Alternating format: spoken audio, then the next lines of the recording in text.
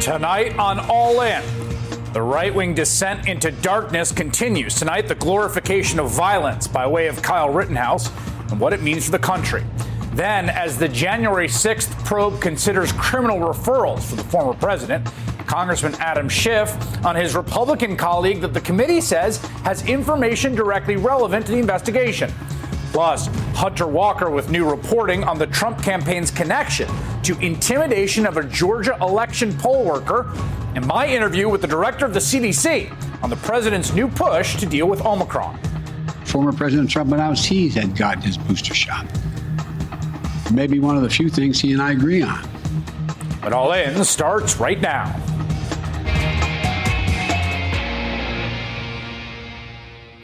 Good evening from New York. I'm Chris Hayes. The only reason that anyone knows Kyle Rittenhouse's name is because he shot 3 people and killed 2 of them. Last month, Rittenhouse was acquitted on all charges after his lawyers argued that he acted in self-defense when he shot those people. But I think that most reasonable people, even those who believe that that was the correct legal finding in that case, understand the key facts of what Kyle Rittenhouse did in Kenosha, Wisconsin last August, what brought him to that moment. He was a minor, 17 years old at the time of the shooting. He took an illegally acquired semi-automatic rifle to another city that he didn't live in and inserted himself in the midst of protests and chaos. And he then took the lives of 2 people, including robbing a young child of her father. His actions are not worthy of celebration, independent of that verdict. And yet Kyle Rittenhouse is being turned into a right-wing hero. And you should see the moment that Tucker Carlson was lucky enough to meet him. Oh, Kyle Rittenhouse! It's so nice to meet you. It's really good to meet you. I can't believe you're Big here. fan of your show. Well, we're fans of yours, as you know. Yeah. You'll have to excuse Tucker. He gets giddy in the presence of his heroes. We're big fans of you, as you know. Think about that sentence. What does that mean? There's literally nothing to be a fan of. Kyle Rittenhouse is a child who shot and killed 2 people and wounded a 3rd. That's his body of work. That's it. You're a fan of that. It's not just Fox News. I want to show you what that looked like at the Right-Wing America Fest 2021 taking place over the past 4 days in Phoenix, Arizona. Kyle Rittenhouse received the rock star treatment there, complete with pyrotechnics and a theme song. Ladies and gentlemen, please, let's get loud for Kyle Rittenhouse. This event, hosted by the conservative group Turning Point USA, is the kind of place where we are seeing a certain grim aspect of right-wing politics getting increasingly more pronounced. It is a sort of celebration and modeling of fundamentally aberrant, antisocial, violent behavior, like being a jerk. That's the Donald Trump MAGA model, of course. It's what turned Congresswoman Lauren Boebert of Colorado and Marjorie Taylor Greene of Georgia into stars. It is proven that on the right, people acting as terribly as possible seems to be the thing that makes you most adored. It's a fascinating thing to watch at some level. That's the recipe. That's the secret sauce of this current version of right-wing politics. And it's not just rhetorical. This is key. Not just rhetorical. It's not just, saying stuff that makes people upset, as you saw with the welcome for Kyle Rittenhouse. I mean, Kyle Rittenhouse is known for one thing. They are literally celebrating killing people. Now, all this comes in a larger context, and that's the broad fetishization of guns and violence on the right. A recent poll from the Public Religion Research Institute found that 30% of Republicans agreed with this statement. Because things have gotten so far off track, true American patriots may have to resort to violence in order to save our country. We know there are more and more guns in America, and they are held in fewer and fewer hands. We have more guns than people, about 121 firearms in circulation for every 100 residents, making the U.S. by far the most heavily armed society in the world. And most of those guns are owned by Republicans. 50% of Republicans personally own a gun, and 61% live in a household with a gun, compared to 21 and 30% of Democrats. Now, the right celebrates this. This has become a sort of core identity aspect. They celebrate it this week at Turning Point USA's so-called America Fest with Kyle Rittenhouse at the center of it all. And I have to say, watching that tape of him walking out and the big cheering is one of the most ominous, despicable developments in our politics in recent memory, which is really saying something because, boy, we have been full of them. Now, Turning Point USA events are also the kinds of places where you get questions about when to start killing people. This happened at an event at Boise State University in Idaho in October. At this point, we're living under corporate and medical fascism. This is tyranny. When do we get to use the guns? No, and I'm not, that's not a joke. I'm not saying it like that. I mean, literally, where's the line? How many elections are they going to steal before we kill these people? So, no, no, hold on. No, stop. Hold on. Now, I'm going to denounce that. I'm going to tell you why. Because you're playing into all their plans, and they're trying to make you do this. When that guy says, I'm not joking, take this seriously, you should take it seriously. He wasn't joking. The person who responded to that questioner was the founder of Turning Point USA, Charlie Kirk, who did knock down that suggestion, which is a low bar, but, give him credit for crossing it. But the celebratory message around violence, coming from the right wing, coming from Charlie Kirk's group, saying, here's Kyle Rittenhouse, guys, is very clear. Sometimes that message is implicit, sometimes it is explicit, and sometimes it's just a rhetorical flourish, just sort of laying out there. Just saw another version of it from Jesse Watters. And again, Jesse Watters is one of those people. The only reason that anyone knows Jesse Watters' name is because when he was a younger Fox News personality staffer, he was the one willing to act like a bit of a sociopath, hounding people in the street, sticking a microphone in their face and ambushing them.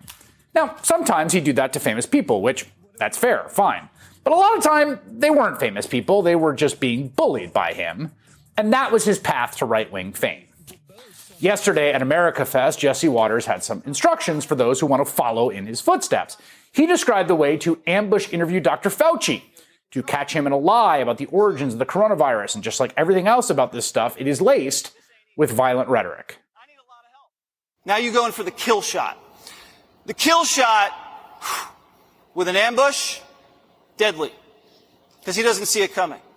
This is when you say, Dr. Fauci, you funded risky research at a sloppy Chinese lab, the same lab that sprung this pandemic on the world. You know why people don't trust you, don't you? Boom! He is dead! He is dead! He's done! He's dead. That's the kill shot, the question about the Chinese lab that spread COVID, which, by the way, that is extremely, extremely undetermined at this moment, but you knew that. Now, of course, again, in the immediate context, on that sort of Vegas-style stage where you're sort of basking in the adoration of a lot of young people who maybe want to grow up to be a sociopath like you, that language is metaphorical. But Dr. Fauci has had to have security as a result of language and threats like this. And of course, these words come in the broader context of everything being said and done on the right, and they were spoken at this America Fest event where they are celebrating Kyle Rittenhouse's literal kill shot against two people. It's hard to see and hear all of that and not hear something that sounds a lot like "you're next, lib." The right's celebration of violence, the fetishization of guns, which is, there's a whole lot to say about where that's coming from. But the fetishization of guns and the celebration of violence is one of the most ominous developments in American politics. And sometimes it's been happening for a long time, but they are putting it now on full display. Jelani Cobb is a staffer at The New Yorker, professor at Columbia University School of Journalism. Linda Chavez served as the highest-ranking woman in the Reagan administration, and they both join me now. Linda, I want to start with you because I have noticed something just in interactions with people on social media about Kyle Rittenhouse, that it's a little bit of a wedge among conservatives. It's similar in some ways to the vaccine. There's a lot of conservatives who are like, I'm a Trump person and, I hate the liberals and I don't like Fauci, but I got the vaccine. And then there's people who are like, no, it's a secret plot by, George Soros. And with Kyle Rittenhouse, I have seen there's a lot of conservatives who are like, obviously we should not be celebrating what this person did. Just common sense. And I just am astounded. I know that exists, but I am astounded that is not the obvious consensus view of people on the American right. I agree with you. And by the way, if this Kyle Rittenhouse, the Tucker Carlson, Charlie Cook Kyle Rittenhouse, had been the young man who had testified on the stand in his own behalf, I don't think he would have been acquitted the way he was. I think he was acquitted. Yes, I think he did have the law on his side, whether you agree with the way the law is written or not. I think he did have the law on his side. But he also was a sympathetic figure. He seemed to be genuinely sorry over what he'd done. And soon after, he seemed to think that, he shouldn't have been there. He shouldn't have been having an AR-15 or whatever other semi-automatic weapon he had on the streets. But now, he's become a cult hero. And my guess is, we're going to see more of this. I think it's a real tragedy. It's a tragedy for Rittenhouse as well as for the conservative movement. Jelani, you've written a lot about sort of gun culture and the role of the gun and the sort of fetishization of the gun as instrument of politics. What do you see when you see this rock star introduction? Well, I mean, there are two things, Chris. The first is, I want to be consistent. I've written a lot about juvenile justice and the way that our system treats young people who have not psychologically developed into adulthood and cognitively developed into adulthood. And in order to be consistent with that, the thing that I have to say, I'm horrified that there is this fetishization of guns and this valorization of killing, people under the circumstances in which they were killed. But the other thing that strikes me is that this is profoundly unhealthy for a young person. Yes. That this is, we know about the psychic toll and the emotional toll that celebrity takes on young people. It's a well-known story of the child star who is very poorly adjusted as an adult. Compound that with being a celebrity for killing two people and shooting a third. I just think that this is wrong. I think it's immoral and ethical in ways that go across partisan lines. About the firearm part of it specifically, though, this is about him realizing an objective, which has been fairly well stated on the right for a long time. There's a great book on this, Richard Slotkin's Gunfighter Nation, talking about the psychology of the firearm and how it relates in American history. But just as a quick point of it, a decade ago, this was George Zimmerman, and he received a similar kind of treatment. And so this is what goes to the core of the values of people on the right, the increasingly reactionary and violent right. Yeah, I'm glad you said what you said to Jelani in that first part too, because I feel the exact same way. And in fact, when he was acquitted, I tweeted something about how I hope he takes the opportunity to recognize what he did was awful and atone for it and change his life and do something that makes the world a better place. I think people, were angry at that because they felt a lot of rage at the injustice they felt of the verdict. But that core point again, to put the politics aside for a second, this is a sick spectacle. This is a very sick spectacle with a lot of people who should know better, who don't. I mean, watching Tucker Carlson, Linda Chavez, quiver and squeal in delight. You're a grown ass man. Grow up. Right. You're a man, and you're groveling at the foot of this kid because of the people he killed. Yeah, no, it's really scary. I mean, there is this, very strange idea of masculinity that seems to prevail on the right. And Tucker Carlson, I think, exemplifies it. It really is unfortunate, I think, just as a matter of public policy. I mean, Ronald Reagan, who was a real man, was someone who had sensible views on gun control. He was opposed to the open carry law in California. For example, he did not want, there was a law that was passed actually by the state legislature, which he signed, which made it illegal to open carry in the state of California. And he came out for other sensible laws. And the NRA itself used to be all about gun safety, not anymore.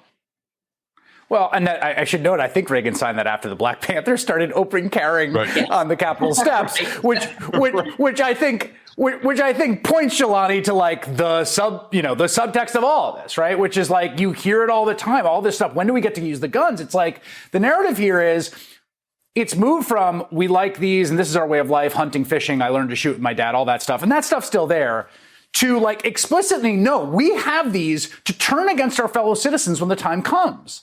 And that is that's increasingly explicit, not just implied. I mean, it's Charles Bronson. If we go, back to the 1970s, it's Bernard Goetz. If we are familiar with the incident in the 1980s, I mean, there's a long lineage of this. But the other thing that I think that's increasingly important is that the rhetoric has changed from being simply about self-defense to a kind of preemptive self-defense. It's very quickly, if you think about what ties Rittenhouse, Zimmerman, in the Trayvon Martin case, and the death of Ahmaud Arbery together, is that all three of these incidents involved people who were going out to protect property that was not theirs. Yeah. And so this is fundamentally about the idea that you can construe self-defense to mean anything, and you can proactively pursue people and still say you were defending yourself. Jelani Cobb and Linda Chavez, thank you both for sharing your perspectives tonight. I really, really appreciate it. You remember that bizarre video that surfaced from police body cam? We played it on the show, and it showed one of the weirdest stories of the past few years. A publicist for Kanye West attempting to strong-arm a Georgia election worker into falsely claiming election fraud so that Donald Trump could steal the election. Well, it now appears that that incident was exactly what it looked like. And we just learned why that publicist showed up in Georgia from the Trump campaign guy who sent her there. That story next. Hello there, I'm Chuck Todd, and this holiday season, call me the ghost of Christmas past, exploring what could have been in an alternative political history. We're going to go back in time and pretend that one thing, and one thing only, that did happen actually didn't happen. What if Bill Clinton had resigned? What if JFK had lived? We'll explore the political what-ifs and talk with experts who can help envision how it would have changed our politics and our country. Join us as we meet the alternative history, a special 4-part series on the Chuck Toddcast. Listen now wherever you get your podcasts. Roseanne Boyland was 34 when she died at the Capitol on January 6. 3 days later, I learned she was from my hometown. From MSNBC, I'm Ayman Mohyeldin, and this is American Radical, the story of how one woman became a foot soldier in one of the most dangerous movements in America. It happened so quickly, just going from being a totally apolitical person to dying for Trump on January 6th. American Radical, the newest MSNBC original podcast series. Search for American Radical wherever you're listening and follow.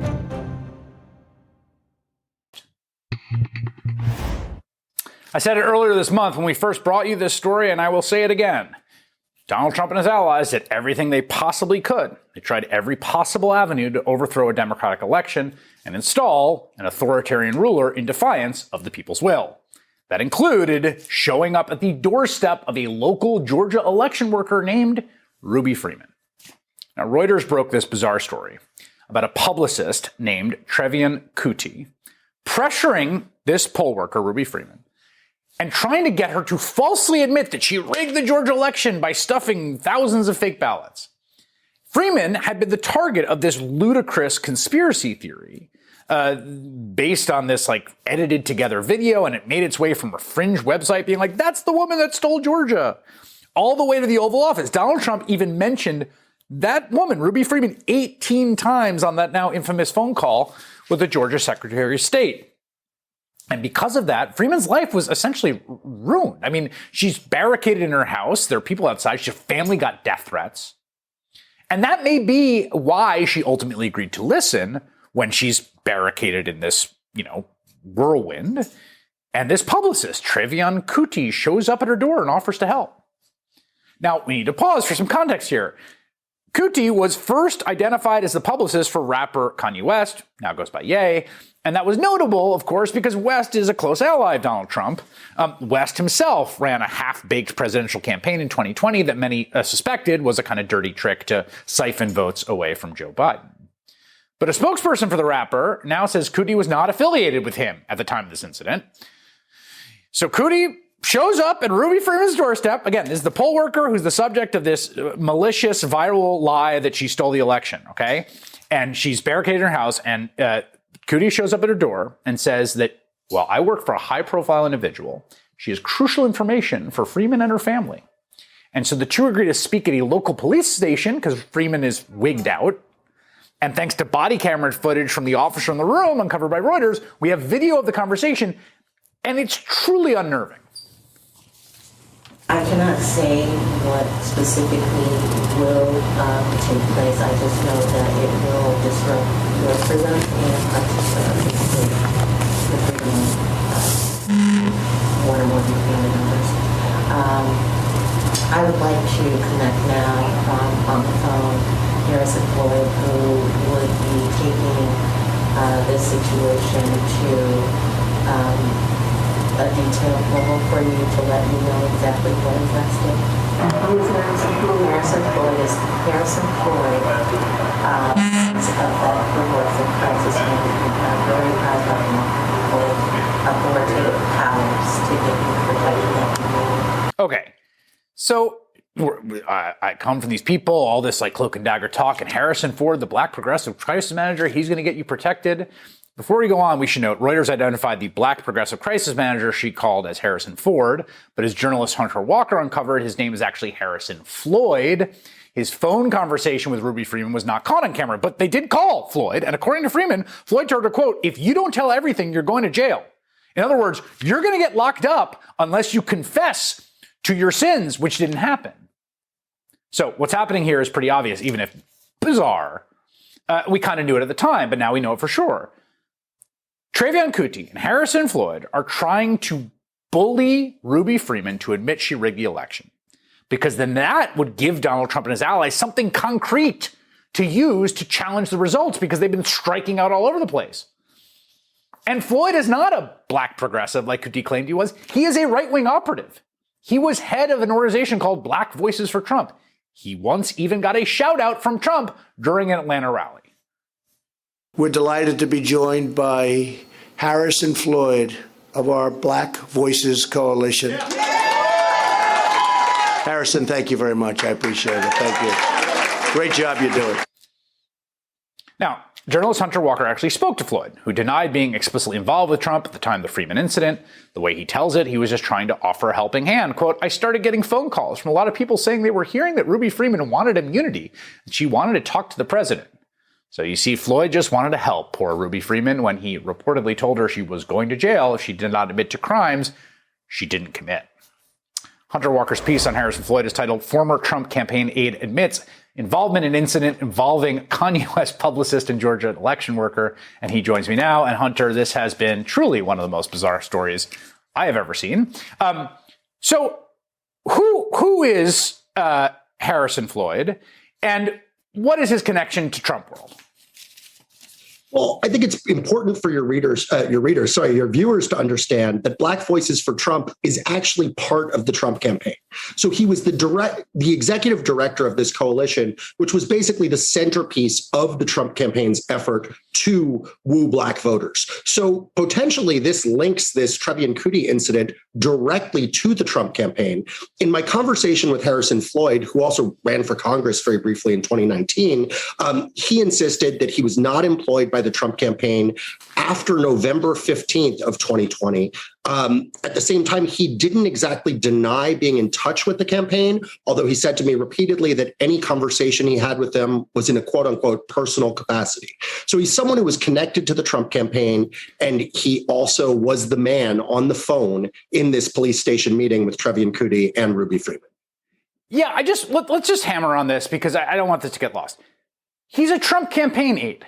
Trump campaign aide teamed up with Kanye West publicist to pressure a random Georgia election worker and intimidate a Georgia election worker into confessing to crimes she did not commit so that Donald Trump would have a predicate to overturn the election. That is the story. Right. And prior to this, there were already questions due to the number of Republican operatives on Kanye's staff about whether his whole, as you said, half-baked campaign was an effort to help Trump take away votes from Biden. People I've talked to about that wondered, was it a grift or was it dirty tricks? Because Kanye sort of threw $12 million around. So people might have had motivation to join him besides helping Trump. But this is also a connection between the Trump campaign and the Kanye West campaign. But I think, as you alluded to, one of the most interesting things here is that this took place on January 4th, 2 days before President Trump stood on the ellipse and told people to march to the Capitol. As we talked about last week, Chris, at this time, this whole loose confederation of Trump allies were sort of looking for evidence of voter fraud. From the January 6th organizers who've talked to both of us, they were hoping to present it on that stage. And coincidentally, Trevian Kutti was in the room saying to Ruby Freeman, I need to move you in 48 hours, and you need to make this confession within 48 hours. Yeah, she keeps saying 48 hours, like the clock's ticking. And basically the strong sense you get is like, this is the last shot, because everything else hasn't worked. Every claim has been laughed out of court. The lawyers have even been sanctioned at this point, though not sanctioned yet. The audits have come back with nothing. Like, there's nothing. Here it is, the last shot. Get this woman to confess that she and her daughter, I think, the two of them stuffed thousands of ballots, and that will be the thing that brings down the whole house of cards. And here's the pressure, and it's a team effort between a Kanye publicist and a former Trump campaign aide, who, by the way, ran for Congress with this ad, just to give people a little bit of what this individual's vibes are. Take a listen to his ad. I'm running for Congress because my family and I didn't fight for our freedoms to allow our country to fall to socialism. I'll fight socialists in Congress the same way I fought terrorists in the desert. So help me God. Which, I'll kill them, is the point there. He didn't win his congressional race. Hunter Walker, fantastic reporting. Thank you so much for joining us tonight. Thanks, Chris. All right, coming up, possible criminal referral for Donald Trump and a stonewall from a sitting member of Congress. The latest developments in the January 6th investigation with committee member Adam Schiff. That's next. The January 6th committee is taking the first steps in trying to talk to lawmakers who may or may not have relevant information. The first person on that list is a Republican member of Congress. Yesterday, in a letter requesting Pennsylvania Republican Scott Perry's cooperation, the committee's chair, Benny Thompson, writes, quote, then President Trump considered appointing Jeffrey Clark as acting attorney general, as Mr. Clark pressed his Department of Justice superiors to use agency authorities to challenge election results. We have received evidence from multiple witnesses that you had an important role in the efforts to install Mr. Clark as acting attorney general. Perry responded this morning saying, quote, I decline this entity's request and will continue to fight the failures of the radical capital L left. Tonight, the committee is indicating a firm response to Perry's resistance. I'll talk about that in one moment with committee member Adam Schiff. But it is just another sign of how serious this investigation is getting. Remember, as the New York Times reported last night, the committee is considering recommending that Donald Trump himself face federal criminal charges. As mentioned, Democratic Congressman Adam Schiff of California is a member of the House Select Committee. He's also the lead impeachment manager in Donald Trump's first impeachment, and he joins me now. Congressman, first, let's talk about Congressman Scott Perry. Obviously, this is interesting, and I feel like almost uncharted waters. I'm trying to rack my brain for a similar situation in which you had a sort of specially impaneled investigative committee who have, witnesses who are themselves member of Congress and how to treat that. What is your response to him saying he simply won't cooperate? Well, there is precedent certainly for calling members of Congress before an investigatory committee. In the Russia investigation, we asked a Republican and a Democratic lawmaker both to come in. Both agreed to do so voluntarily. It is extraordinary for a member of Congress to refuse. And here, you have to ask the question, why is he trying to obstruct the work of the committee? Why is he unwilling to volunteer what he knows when, he evidently had some role in trying to install Jeffrey Clark at the top of the Justice Department when reportedly there were efforts to use that Justice Department to get Georgia and other states to not send their electors or send an alternate slate of electors. And he reportedly was also involved in, these conspiracy theories about Dominion voting systems and had communications with the White House chief of staff, including unencrypted apps. So why is he unwilling to talk to Congress about that? If it's all above board, then why is he unwilling to talk to Congress? Yeah, we should say that there's quite a bit of public reporting that he was a key sort of intermediary with sort of getting Jeffrey Clark, who, of course, was at the Department of Justice and sort of plotted directly with the president to overthrow the acting attorney general at the time and to send out these letters telling, oh, we found fraud in your state. You can just have another election or send your electors. We know that Perry was involved in some way with Clark, right? I mean, that's pretty established. On the basis of testimony that we've received, we have a good faith reason to believe that, yes, he was involved in efforts to install Jeffrey Clark at the top of the Justice Department. And why were they trying to effectively decapitate the leadership of that department and install Clark? I think there's good reason to believe it's because Clark was willing to try to get Georgia to withhold its electors or send an alternate slate, and was developing plans to do that with other states. So, look, Perry has a lot that he could share with the Congress and the country, and legally he's at this point, been asked to volunteer. But if he refuses, we'll have to consider what comes next. We should note in that letter that Chair Thompson sent, he said when Mr. Clark decided to invoke his Fifth Amendment rights, he understood that we planned to pose questions addressing his interactions with you, among a host of other topics. He has not declined a subpoena at this point. This was simply an invitation to cooperate. Given that he's a member of Congress, there would be an expectation that, of course, a member of Congress wouldn't. So then what happens next? Well, we'll discuss as the committee whether the next step is to issue a subpoena and to compel him to appear. We've had to take that step with other witnesses, and with others it has been successful. Still others have sought to resist. But I would hope that none of this would be necessary.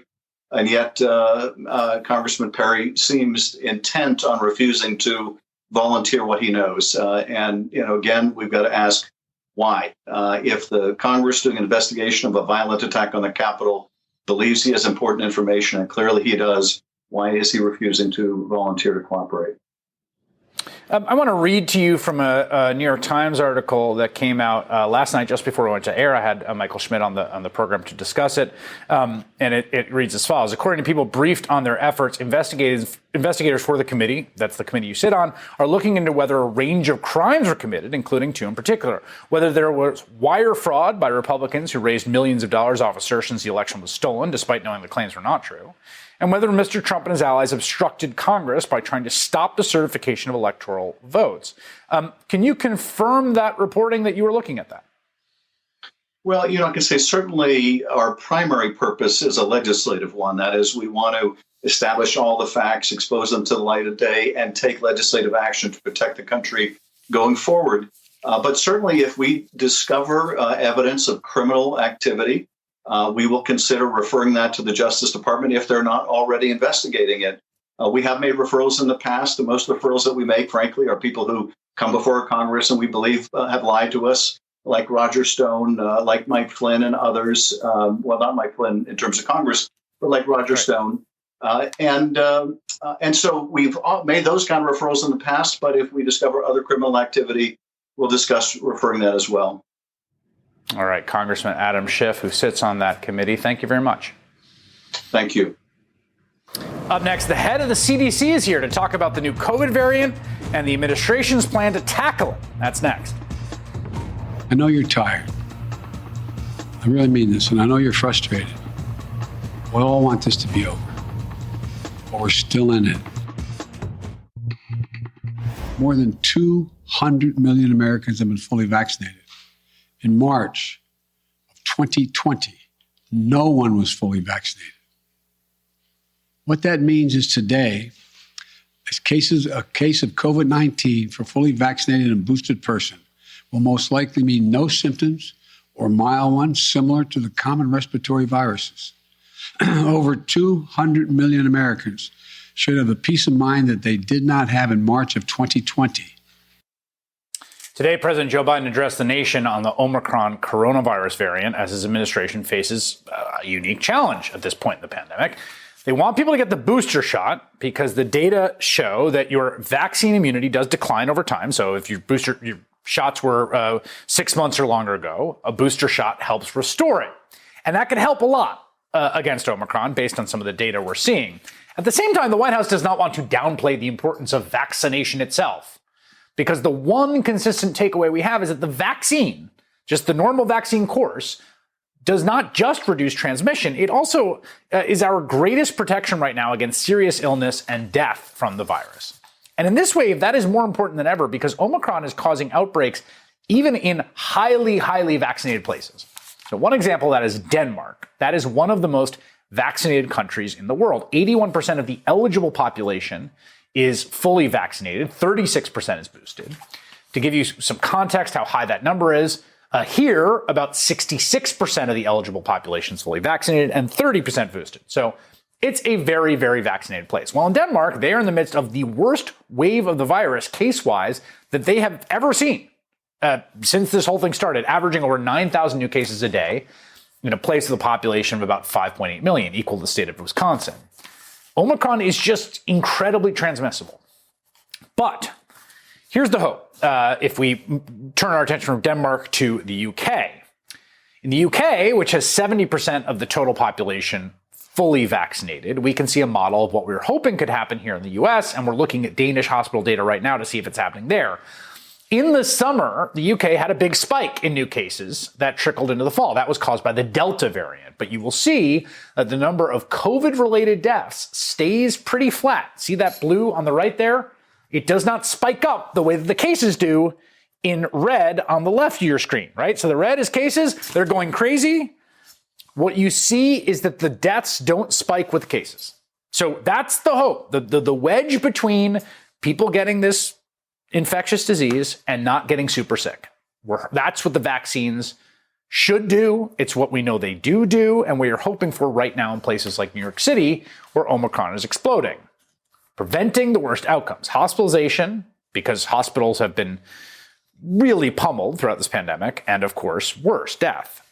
That is still the way out of the worst of this pandemic, and it is the one thing that vaccines do really well.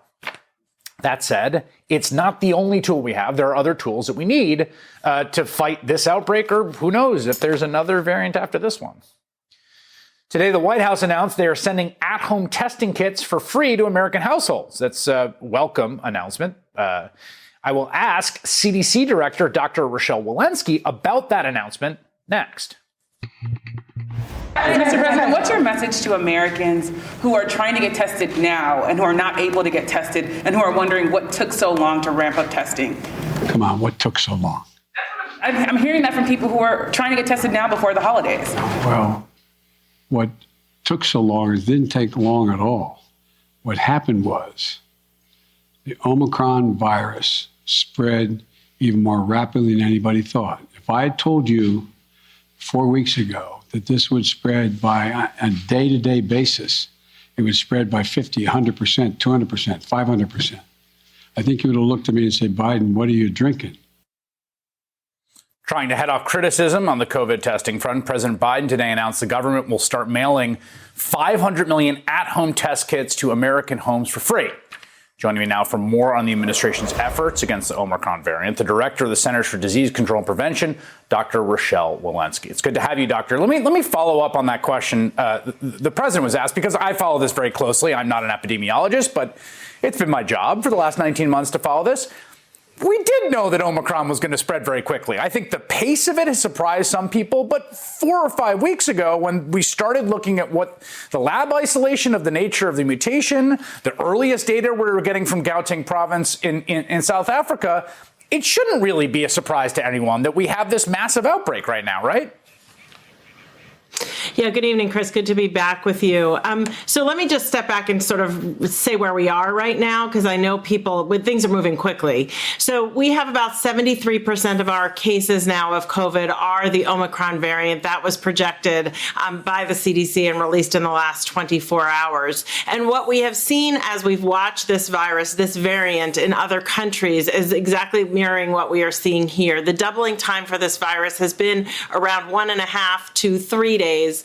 And when you have a virus with doubling times at that rate, it can increase very rapidly. And that's exactly what we've seen here. We were anticipating this. We were preparing for this. And this was really the motivation for the president's announcement today to really help with surge supports in the hospital setting, to increase access to testing, and then, of course, to increase access to vaccination. And that's all of the package of what we're doing just in this moment.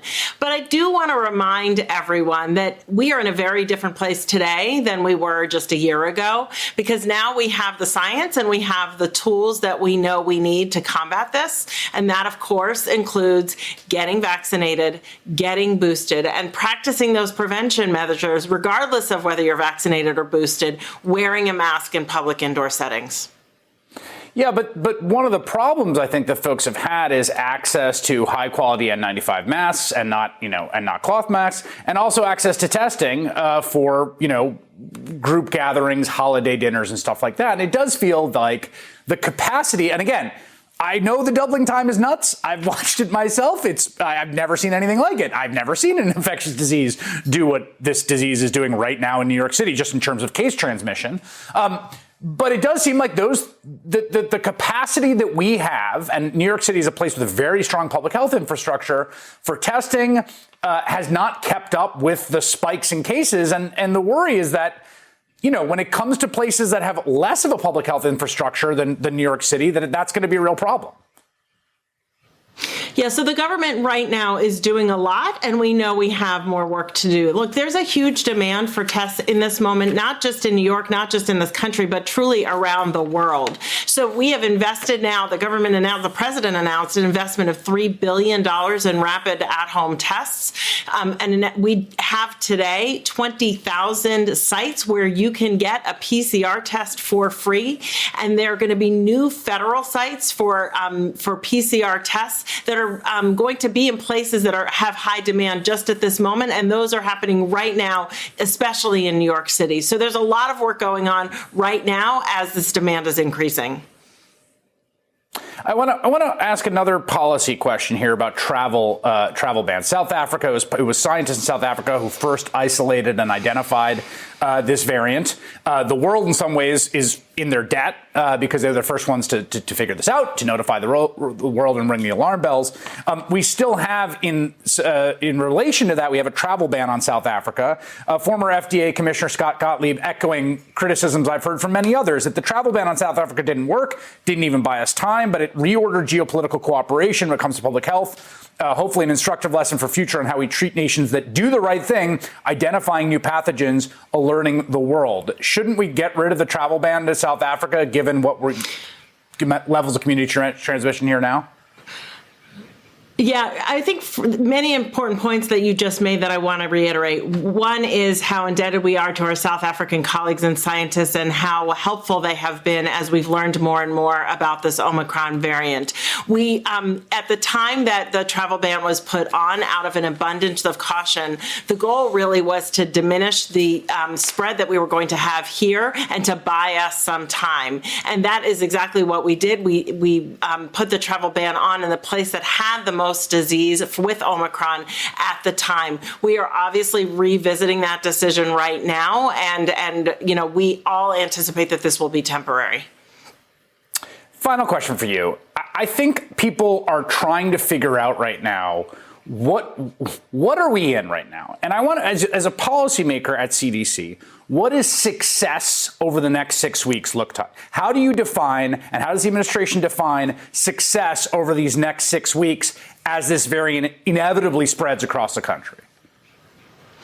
Right. So we have a lot of disease out there now. And what we're working right now to do is to decrease the amount of severe disease and death that is associated with this current surge. How do we do that? We have 40 million Americans who are not yet vaccinated with their first dose. We want to get them their first dose. We want to get them their second dose. And ultimately, we want to get them their booster dose. We want to get our most vulnerable populations and truly the entire eligible population with their booster dose, because we know that especially against this Omicron variant, we need extra levels of vaccine protection in order to remain safe from severe disease and death. And so we're working to support more vaccinations and more booster doses, and really to make sure that we can maintain our hospitals so that they're not overwhelmed and that we can maintain regular hospital services. So that, in my mind, if we can decrease the amount of cases, get more and more people vaccinated and boosted, and decrease the surge on our hospitals